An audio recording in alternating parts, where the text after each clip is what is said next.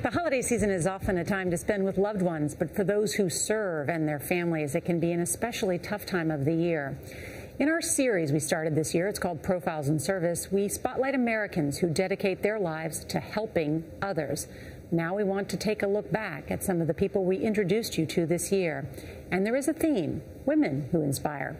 We went to the Citadel in South Carolina to watch Cadet Colonel Sarah Zorn in action. Zorn is the first woman to lead the Corps of Cadets in the Military Academy's 176-year history. And Jan Crawford boarded the USS Abraham Lincoln, an aircraft carrier, to meet Captain Amy Bauernschmidt. She's the first woman in Navy history to hold the title of Executive Officer of a nuclear warship. We met the Easter Sisters. Their family's tradition of service dates back at least 100 years. And we climbed to the top of the Brooklyn Bridge for a training exercise with Detective Tina Guerrero.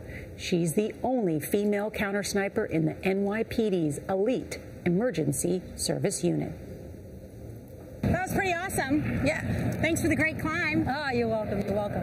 This is like no sweat off your back to do this. No, actually, I enjoyed every minute of it. What does service mean to you? Service is just to be there to help people, you know, the great people of this city, to serve this city. I tell you, it's really important to me. You do it because you love it. Oh, but it ain't easy. It's hard hours, time away from your family, and you risk your life every day. Yeah, yes. But it's worth it? Well worth it.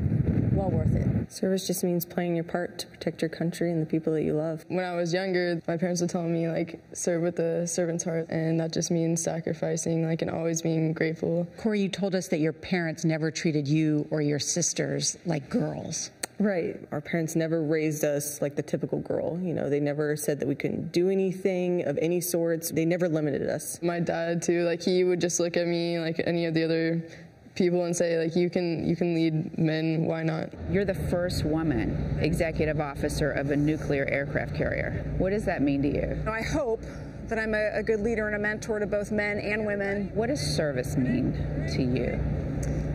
Service is contributing to something greater than yourself.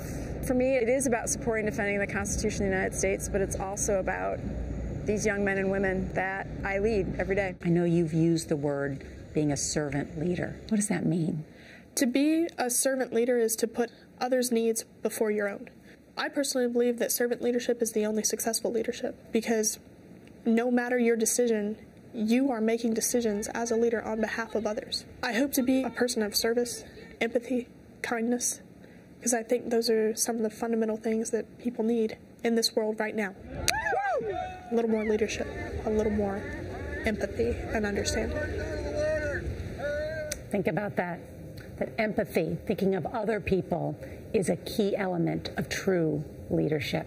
And there is some exciting news about those Easter sisters. Since we first told you their story, the oldest sister, Corey, delivered a baby girl. Look at this. Whoa, Adeline Grace. And she goes by Addie.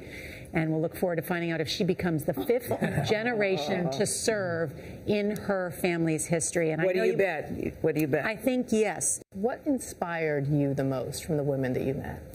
Well, you know, I'm from a family who has served in the military and the Army, and the belief in that— Your sister still serves. Yes, and my sister serves too, is that the idea of selfless sacrifice, that leadership is not a selfish exercise. It is in the service of other people, and people do that in all different types of jobs, but those who serve, like in the military, for instance, really do it because they don't control. They're not home for the holidays. They get sent away. It's a difficult job, but they are our best people in our country. Integrity never goes out of style. That's true.